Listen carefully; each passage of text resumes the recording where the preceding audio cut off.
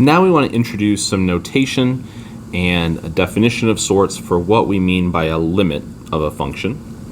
So we can introduce this notation, which is to write LIM, so short for limit, and underneath that we would write x with an arrow pointing at some number c or some value there. We would say the limit as x approaches c of a function f of x is equal to L if f of x, our function value, gets closer and closer to some value c,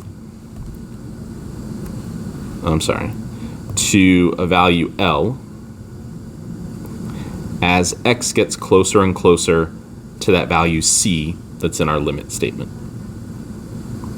So we're going to look at what the behavior of our function is as x approaches some specific value, and if it's getting closer and closer to a specific value L.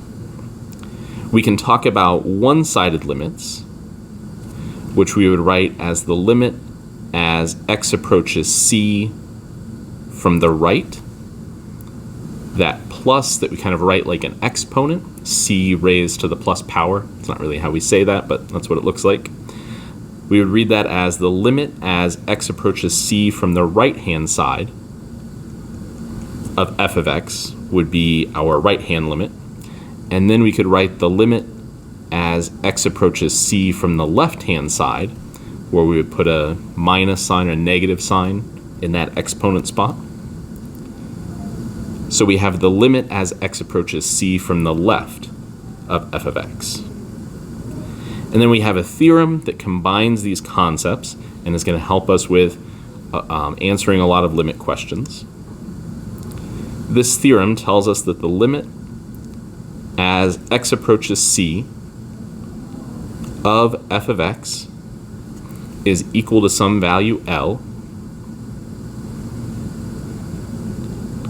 This double-sided arrow means if and only if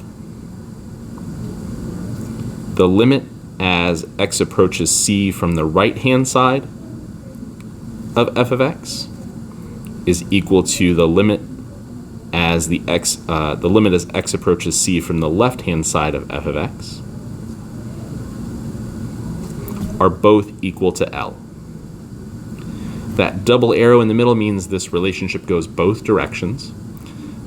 So for the limit to exist as we approach c, the one-sided limits have to be equal, meaning if we determine that the two one-sided limits are equal, then the limit exists and is equal to that value L.